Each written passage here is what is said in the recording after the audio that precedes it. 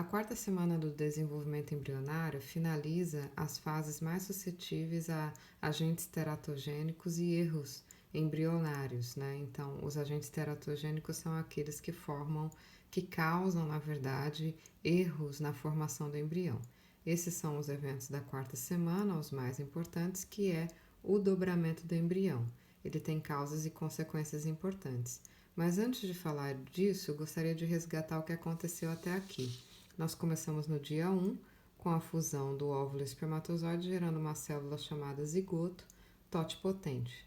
Nos primeiros dias, após a formação do zigoto, essa célula sofre sucessivas mitoses em um processo chamado clivagem ou segmentação, originando uma massa densa de células denominada mórula, repleta de blastômeros, que são células também totipotentes.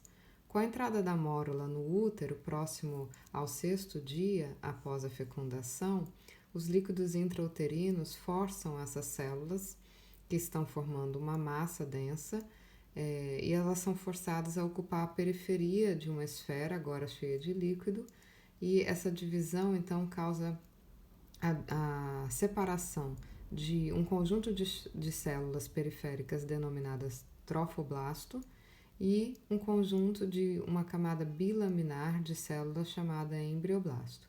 O embrioblasto, ou seja, essas células aqui originarão o embrião, e o trofoblasto vai originar os anexos embrionários. O trofoblasto se divide em sincício trofoblasto e citotrofoblasto. O sincício trofoblasto ele é bastante agressivo no sentido de sofrer mitoses em forma de dedos, né, digitiformes, e dessa forma o sincício trofoblasto vai invadir o endométrio para implantar o blastocisto, que é toda essa estrutura aqui. Em compensação, o citotrofoblasto, juntamente com o sincício trofoblasto, que vai crescer ao redor, juntamente com a mesoderma extraembrionária, que fica no meio entre cito e sincício trofoblasto, vai formar uma estrutura chamada córeo, que vai se especializar em desenvolver a placenta fetal. Em cima do epiblasto, que é a camada superior do embrioblasto, se forma uma vesícula chamada âmnio, com líquido amniótico, e embaixo do hipoblasto se forma a vesícula umbilical, com um apêndice chamado alantoide, e esses então compõem todos os anexos embrionários, né? Cada um com uma função, como nós vamos ver adiante. Isso acontece na 2ª semana de gestação. Na 3ª semana, o embrioblasto sofre intensas modificações, que são a gastrulação e a neurulação. A gastrulação é o processo em que esse disco bilaminar sofre uma migração de células para a região mediana e agora é composto por 3 conjuntos de células, a ectoderma, a mesoderma e a endoderma. Isso vai provocar uma percepção e uma diferenciação de cada uma dessas camadas de células, de maneira que elas irão agora formar órgãos conforme a sua especialidade. Então, a endoderma vai revestir os tratos digestório e respiratório, a mesoderma vai formar vísceras, ossos e músculos, e a ectoderma, a epiderme e o sistema nervoso. O sistema nervoso é decorrente da ectoderma, num processo que vai sofrer agora um processo chamado neurulação. A neurulação se inicia com o surgimento da notocorda, que é uma haste que se forma na mesoderma. Essa haste, a notocorda, induz o espessamento de uma região da ectoderma, que agora é conhecido como placa neural. Essa placa neural sofre uma invaginação, originando um sulco e 2 pregas neurais. Essas pregas neurais se aproximam e destacam o tubo e as cristas neurais. O tubo neural vai formar o sistema nervoso central e as cristas neurais várias estruturas, incluindo o sistema nervoso periférico.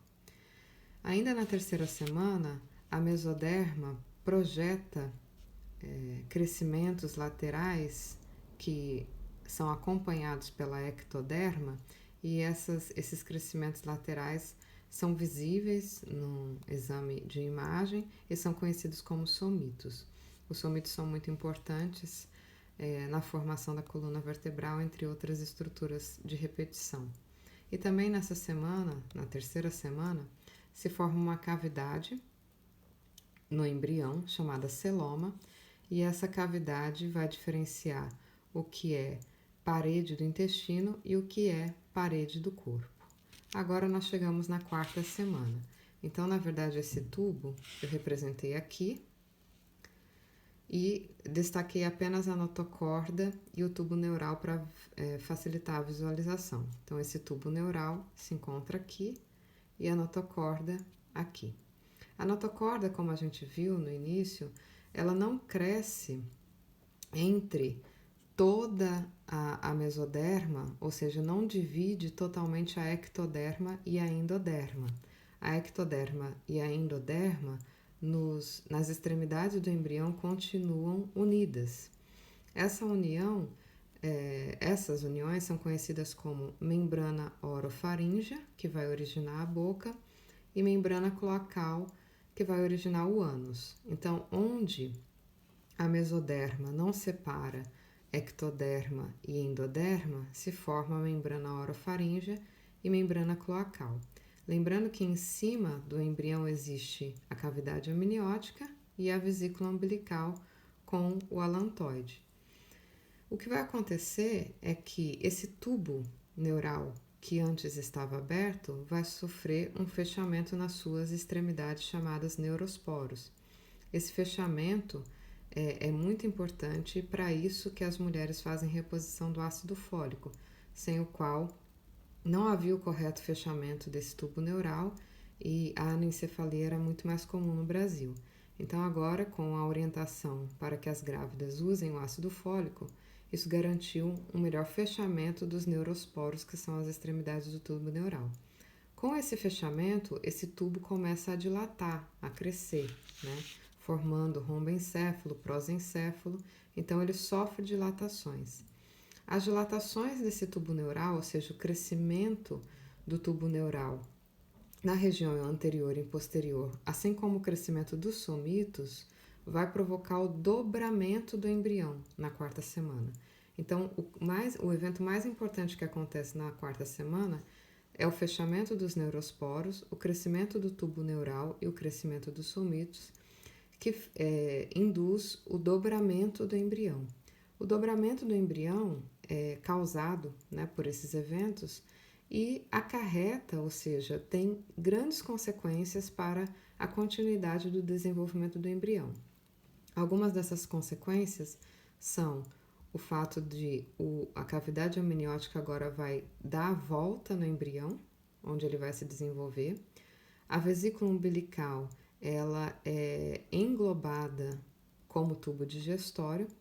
Começam a aparecer alguns arcos na região do pescoço do embrião. As membranas orofaríngea e cloacal são posicionadas na região da boca e ânus, respectivamente. E o coração, que se está desenvolvendo fora pelo crescimento do córion, ele vai ser posicionado na área cardiogênica.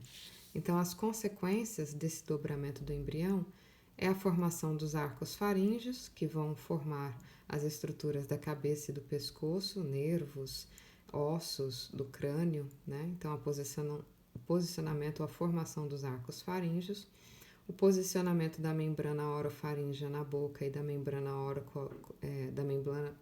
cloacal na região do ânus, o posicionamento do coração na área cardiogênica, o englobamento da vesícula umbilical como o intestino primitivo e o encapamento do embrião pelo âmnion. Essas são as consequências do dobramento do embrião na quarta semana.